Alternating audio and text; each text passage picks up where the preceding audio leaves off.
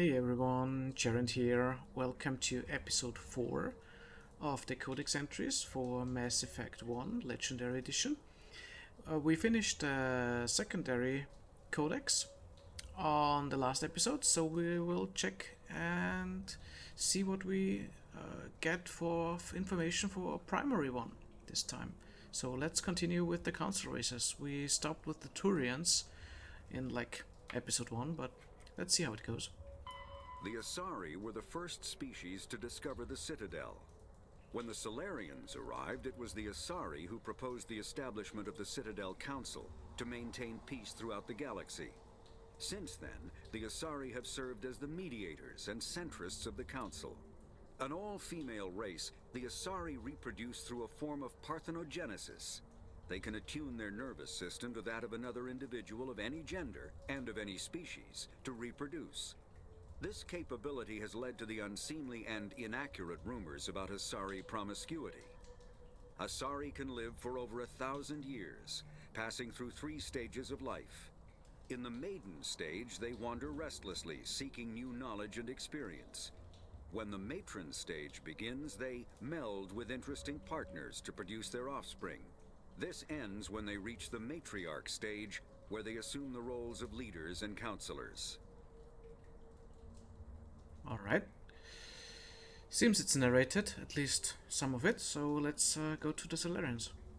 The second species to join the Citadel, the Solarians, are warm-blooded amphibians with a hyperactive metabolism.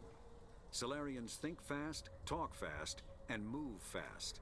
To Solarians, other species seem sluggish and dull-witted. Unfortunately, their metabolic speed leaves them with a relatively short lifespan.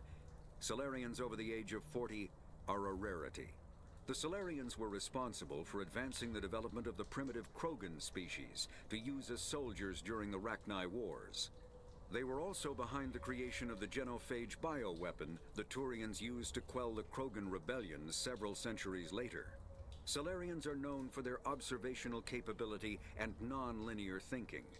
This manifests as an aptitude for research and espionage.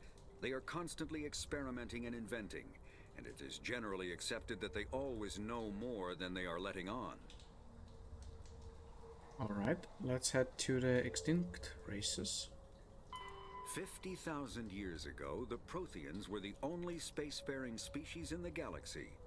They vanished in a swift galactic extinction. Only the legacy of their empire remains. They are believed to have built the mass relays and the Citadel, which have allowed numerous species to explore and expand throughout the galaxy. Prothean ruins are found on worlds across the galaxy. While surprisingly intact for their age, functioning examples of Prothean paleotechnology are rare. Time and generations of looters have picked their dead cities and derelict stations clean. I think we heard it before, but I let it run. Protheans meddled in the evolution of younger races. The Hanar homeworld of Kajay, for example, shows clear evidence of former Prothean occupation. The presence of a former Prothean observation post on Mars has caused a rebirth of interventionary evolutionists among humans. These individuals believe the god myths of ancient civilizations are misremembered encounters with aliens. Okay, let's check out the Rachni. Though now extinct, the Rachni once threatened every species in Citadel space. They are not. Over 2,000 years ago, explorers foolishly opened a mass relay to a previously unknown system and encountered something never seen before or since, a species of spacefaring insects guided by a hive mind intelligence. Unfortunately, the Rachni were not peaceful, and the galaxy was plunged into a series of conflicts known as the Rachni Wars. Attempts to negotiate were futile, as it was impossible to make contact with the hive queens that guided the race from beneath the surface of their toxic home world. The emergence of the Krogan ended the Rachni Wars.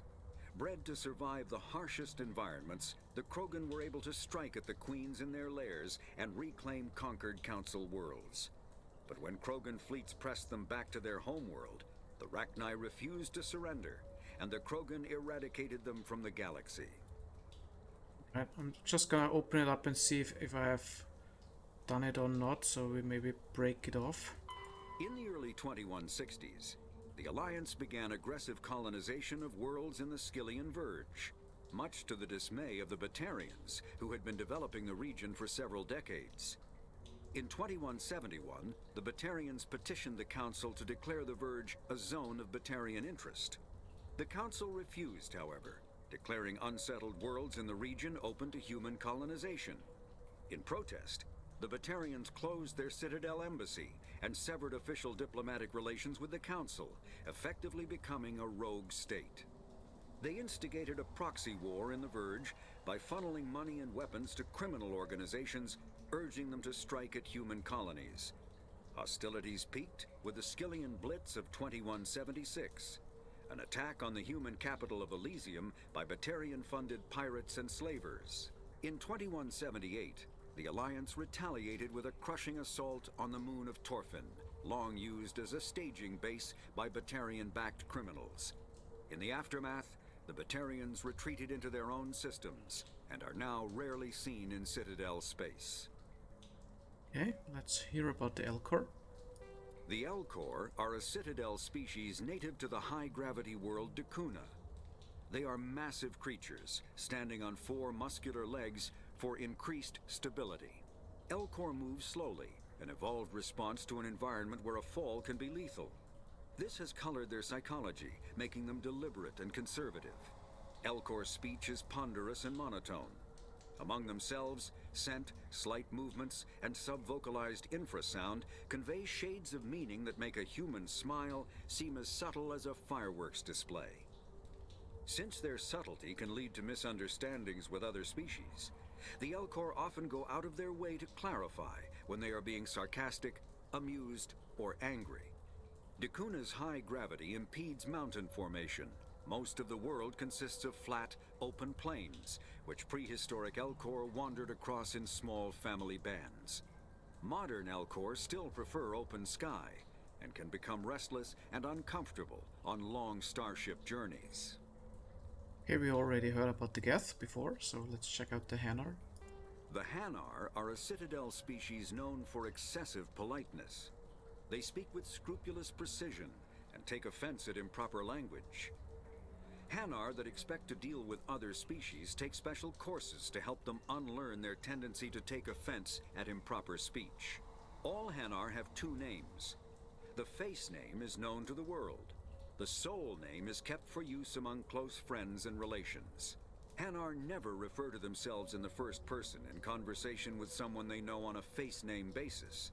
To do so is considered egotistical, so instead they refer to themselves as this one, or the impersonal it. Their homeworld, Kajay, has 90% ocean cover and orbits an energetic white star, resulting in a permanent blanket of cloud. Due to the presence of Prothean ruins on the world, many Hanar worship them, and Hanar myths often speak of an elder race that civilized them by teaching them language. Interesting. Oh, that's... The next one is what I'm really interested about. Maybe we'll learn more about the Keepers.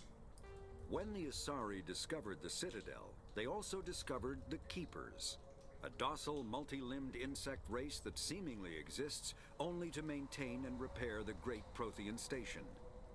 Early attempts to communicate with or study the Keepers were failures, and it is now illegal to interfere with or impede Keeper activity.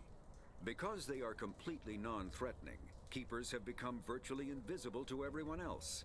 Similarly, they seem indifferent to other species, except for their tendency to help new arrivals integrate themselves into the Citadel. No matter how many Keepers die due to old age, violence, or accident, they maintain a constant number. No one has discovered the source of new Keepers, but some hypothesize they are genetic constructs. Biological androids created somewhere deep in the inaccessible core of the Citadel itself. Okay, nothing new there. So let's move on to the Krogan. The Krogan evolved in a hostile and vicious environment. Until the invention of gunpowder weapons, eaten by predators was still the #1 cause of Krogan fatalities. Afterwards, it was death by gunshot. When the Solarians discovered them, the Krogan were a brutal, primitive species, struggling to survive a self-inflicted nuclear winter. The Solarians culturally uplifted them, teaching them to use and build modern technology, so they could serve as soldiers in the Rachni War. Liberated from the harsh conditions of their homeworld, the quick-breeding Krogan experienced an unprecedented population explosion. They began to colonize nearby worlds, even though these worlds were already inhabited. The Krogan rebellions lasted nearly a century, only ending when the Turians unleashed the Genophage, a Solarian-developed bioweapon that crushed all Krogan resistance. The Genophage makes only 1 in 1,000 pregnancies viable, and today the Krogan are a slowly dying breed. Understandably, the Krogan harbor a grudge against all other species, especially the Turians. Right, let's move on to the Quarians. Driven from their home system by the Geth nearly 3 centuries ago, most Quarians now live aboard the Migrant Fleet, a flotilla of 50,000 vessels ranging in size from passenger shuttles to mobile space stations. Home to 17 million Quarians, the flotilla understandably has scarce resources. Because of this, each Quarian must go on a rite of passage known as the Pilgrimage when they come of age. They leave the fleet and only return once they have found something of value they can bring back to their people. Other species tend to look down on the Quarians for creating the Geth, and for the negative impact their fleet has when it enters a system. This has led to many myths and rumors about the Quarians, including the belief that underneath their clothes and breathing masks, they are actually cybernetic creatures, a combination of organic and synthetic parts. So this should conclude the non-council races. Let's check out the non-sapient creatures. After the Geth secure a location, they round up and impale dead and living bodies on mechanical spikes. We got that one, I think. Thresher moths are subterranean carnivores that spend their entire lives eating, or searching for something to eat. Threshers reproduce via spores that can lie dormant for millennia, yet are robust enough to survive prolonged periods in deep space and atmospheric re-entry. As a result, thresher spores appear on many worlds, spread by previous generations of space travelers.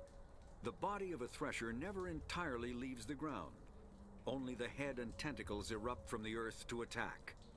In addition to physical attacks, threshers have the ability to project toxic chemicals and emit bursts of infrasound as a shockwave weapon. The Alliance first encountered threshers on the colony of Akuz in 2177. After contact was lost with the Pioneer team, Marine units were deployed to investigate. The shore parties were set upon by hungry threshers, and nearly the entire assault force was killed. Alliance forces recommend engaging threshers with vehicle-mounted heavy weapons. And Varen, those are the dogs, right? Varen are omnivores with a preference for living prey. Originally native to the Krogan homeworld of Tuchanka, they are, like most life from Tuchanka, savage, clannish, and consummate survivors. They are pack hunters when vulnerable prey is readily available, and become scavengers when outnumbered or outclassed. Their supreme adaptability, vicious demeanor, and rapid breeding cycle have made them ubiquitous and dangerous pests on many worlds. Virtually everywhere the Krogan have been, Varen infestations have followed, wreaking havoc with the native ecology. The Krogan have had a love-hate relationship with Varen for millennia, alternately fighting them for territory and embracing them as treasured companions. To this day, Krogan raise them as beasts of war. One of the common subgenus of Varen has metallic silver scales, leading to the rather unusual nickname fish dogs. Yeah. Alright. Citadel and Galactic Government. The Citadel is an ancient deep space station, Yeah, we presumably got that constructed. pretty much, The I'm sure. Council is an Citadel executive space? committee. Citadel space is an unofficial term referring to any region of space controlled by a species that acknowledges the authority of the Citadel Council. At first glance, it appears this territory encompasses most of the galaxy. In reality, however, less than 1% of the stars have been explored. Even Mass Effect FTL drive is slow relative to the volume of the galaxy. Empty space and systems without suitable drive discharge sites are barriers to exploration. Only the mass relays allow ships to jump hundreds of light years in an instant, the key to expanding across an otherwise impassable galaxy. Whenever a new relay is activated, the destination system is rapidly developed. From that hub, FTL drive is used to expand to nearby star clusters. The result is a number of densely developed clusters, thinly spread across the vast expanse of space, connected by the mass relay network. Alright. Humanity and the Human Alliance. The home world and capital of humanity is entering a pretty new sure we golden had age. everything on there. Planets and locations. Pharos is a habitable world in the Attican Beta cluster. 2/3 of the habitable surface is covered with the ruins of a crumbling Prothean megatropolis. In the millennia since the Prothean extinction, the ruins have been repeatedly picked over by looters many times. Pharos was considered a poor prospect for colonization, as little open ground remains for agriculture. The only sizable freshwater sources are the poles, which are tapped by the decaying Prothean aqueduct systems. The dead cities, while in good condition considering their antiquity, are of uncertain stability.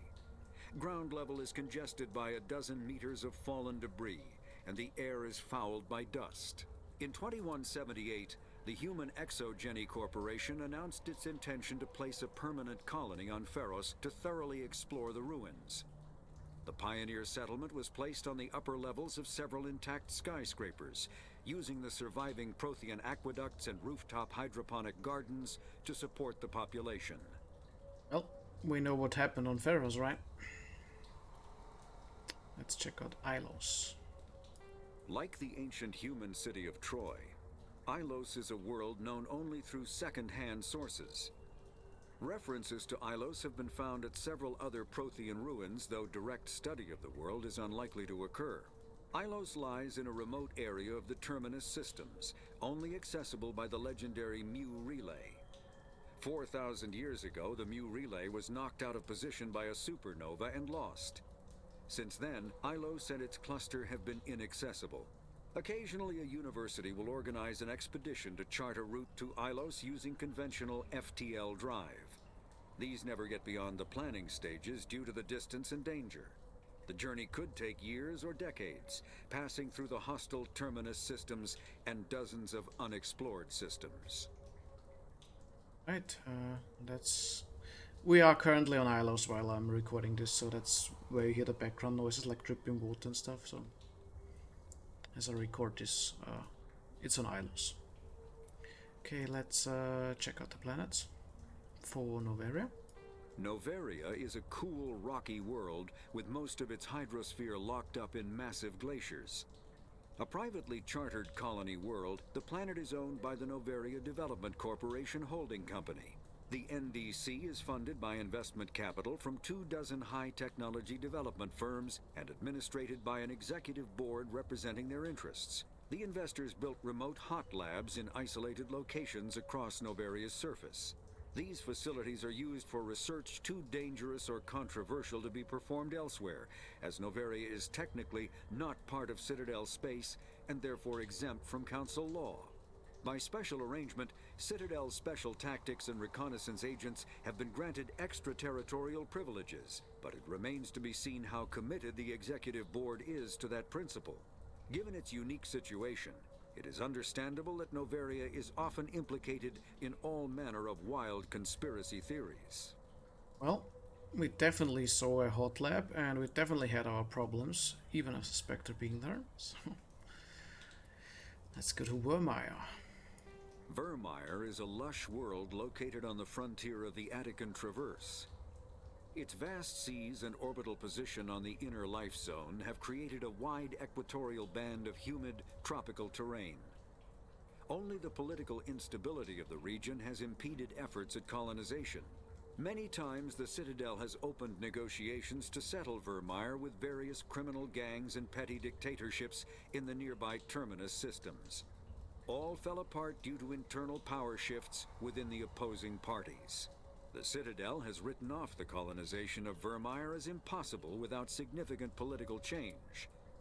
The Terminus powers themselves are unlikely to ever settle Vermeer. Most lack the resources to support settlement of a virgin world, finding it more expedient to steal from their neighbors than build for themselves. Yeah, there was really something going on Vermeer. We lost someone, we nearly killed someone else. like Rex and Lost Caden, and we placed a big nuke on it. Yep, that planet has a lot to do with the story. Okay, we already had the terminus system, so let's check out the uncharted worlds. There are between 2 and 400 billion stars in the galaxy, and less than 1% of them have ever been visited or had their systems properly surveyed. Humanity's early expansion into the Attican Traverse was haphazard, a desperate race to claim habitable planets where populations can be economically settled. Ignored in the wake of this land grab were thousands of less hospitable worlds, each potentially rich with industrial resources. The wealth of entire solar systems lies untapped, waiting for corporate survey teams or independent pioneers to discover and exploit them. However, this is not an easy task. In addition to the environmental hazards, the fact that uncharted worlds are largely ignored makes them popular bases for criminals, revolutionaries, cults, and others who wish to remain unnoticed by galactic society. Right. I think, as far as I can tell, we will only have 4 Codex videos, because if someone else reads it, it's pretty cool and I can just let the video run. So I will put everything in this video, and we will have 4 videos for Codex for Mass Effect 1. Pharos is a So let's check out ships and vehicles. Faster-than-light drives use element 0 cores to reduce the mass of the ship, allowing higher rates of acceleration. This effectively raises the speed of light within the mass effect field, allowing high-speed travel with negligible relativistic time dilation effects. Starships still require conventional thrusters, chemical rockets, commercial fusion torch, economy ion engine, or military anti-proton drive, in addition to the FTL drive core. With only a core, a ship has no motive power. The amount of ESO and power required for a drive increases exponentially to the mass being moved and the degree it is being lightened. Very massive ships, or very high speeds, are prohibitively expensive. If the field collapses while the ship is moving at faster than light speed, the effects are catastrophic. The ship is snapped back to sublight velocity, the enormous excess energy shed in the form of lethal Cherenkov radiation.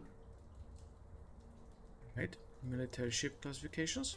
Larger warships are generally classified in one of 4 weights.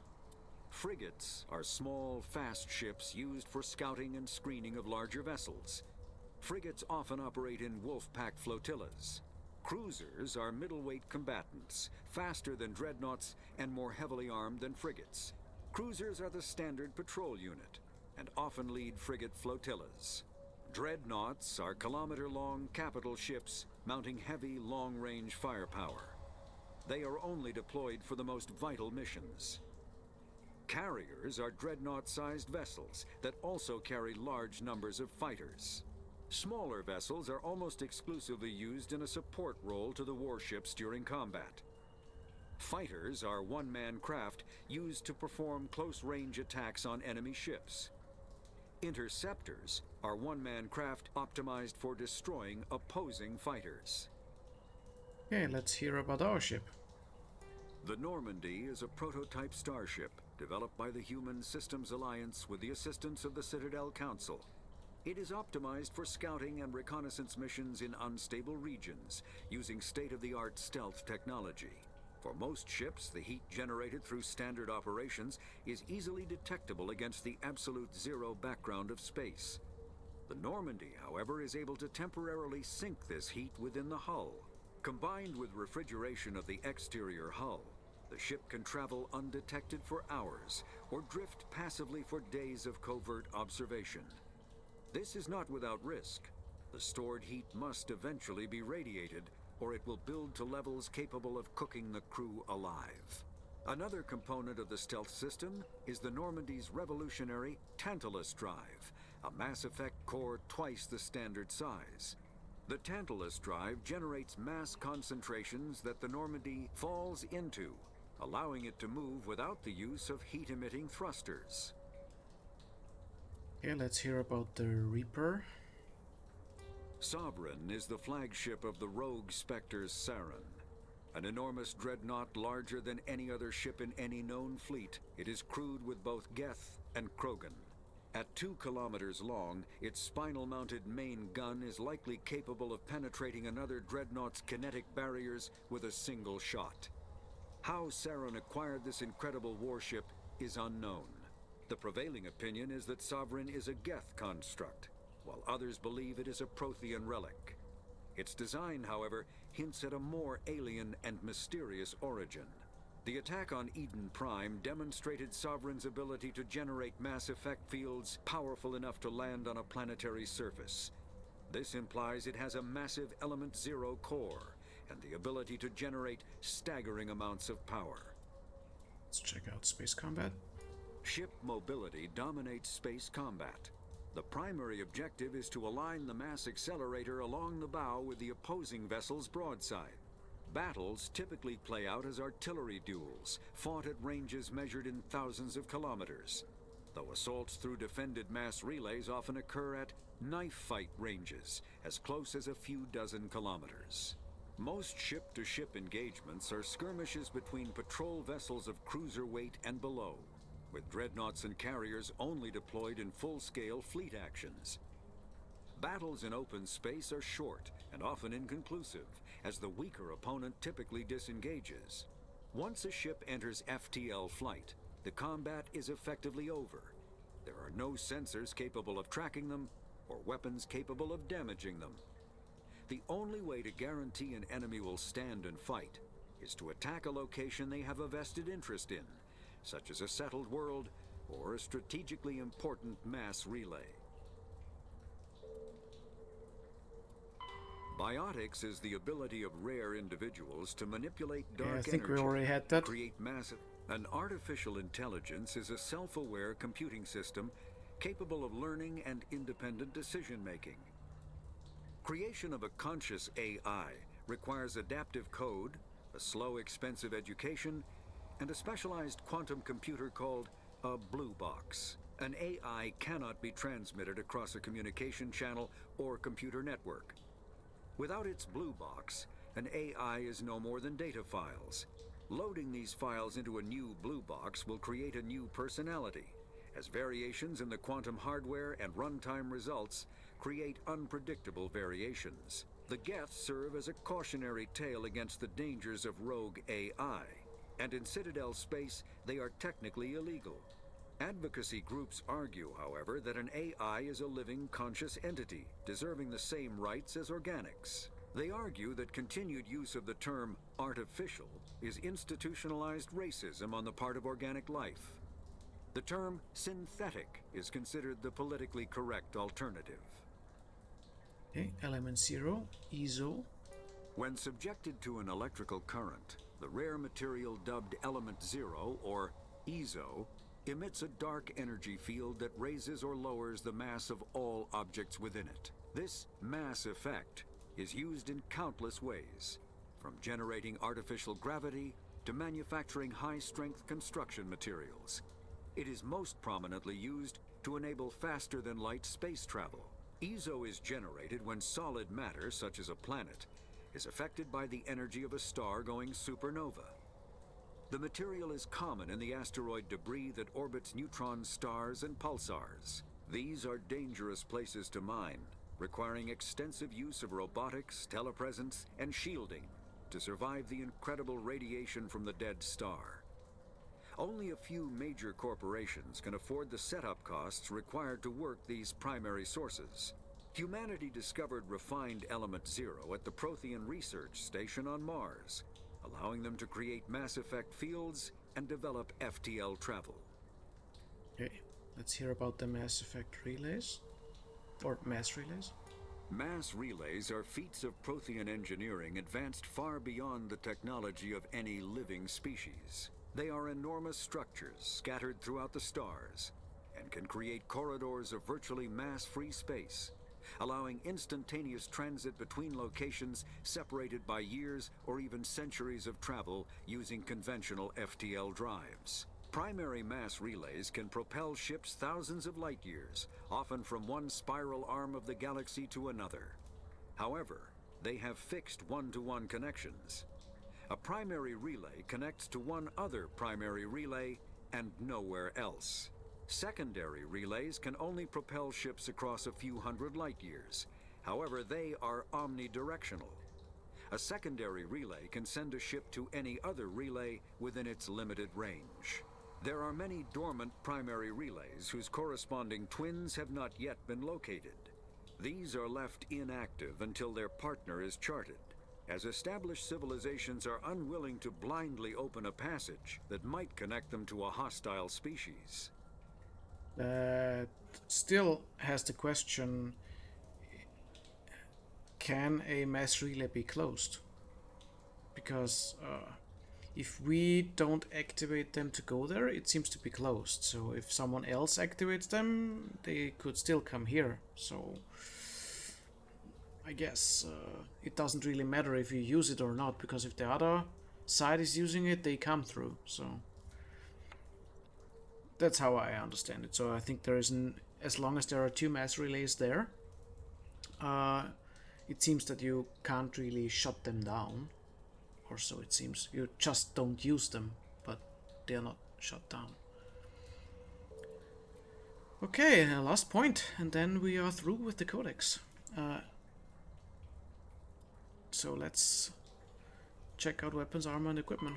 Combat hard suits use a dual-layer system to protect the Okay, wearer. I'm pretty sure we got that. The inner layer consists of fabric. A mass accelerator propels a solid metal slug using precisely controlled electromagnetic attraction and repulsion. The slug is designed to squash or shatter on impact, increasing the energy it transfers to the target. If this were not the case, it would simply punch a hole right through, doing minimal damage. Accelerator design was revolutionized by Element Zero. A slug lightened by a mass effect field can be accelerated to greater speeds, permitting projectile velocities that were previously unattainable. If accelerated to a high enough velocity, a simple paint chip can impact with the same destructive force as a nuclear weapon. However, mass accelerators produce recoil equal to their impact energy. This is mitigated somewhat by the mass effect fields that rounds are suspended within. But weapon recoil is still the prime limiting factor on slug velocity. Okay, small arms. All modern infantry weapons, from pistols to assault rifles, use micro-scaled mass accelerator technology. Projectiles consist of tiny metal slugs suspended within a mass-reducing field, accelerated by magnetic force to speeds that inflict kinetic damage. The ammo magazine is a simple block of metal. The gun's internal computer calculates the mass needed to reach the target based on distance, gravity, and atmospheric pressure, then shears off an appropriate-sized slug from the block. A single block can supply thousands of rounds, making ammo a non-issue during any engagement.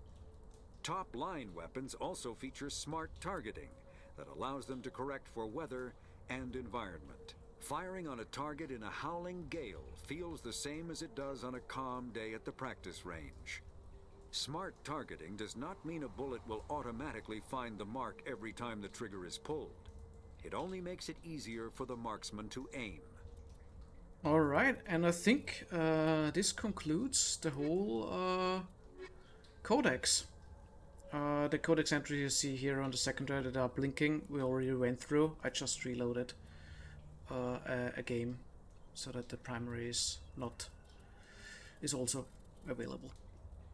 Alright, so thanks again for listening, in that case, to the voiced over primary Codex.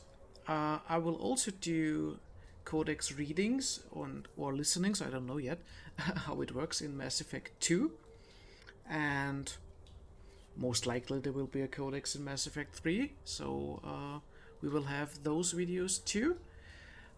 Even if they are maybe not as watched as my normal videos, I still like to read them, so not only to educate myself about the game, but also that you guys are educated and maybe don't have to read yourself. So thanks again, for listening, and I hope to see you with my other videos that I do concerning Mass Effect and other games. So stay tuned, and bye bye.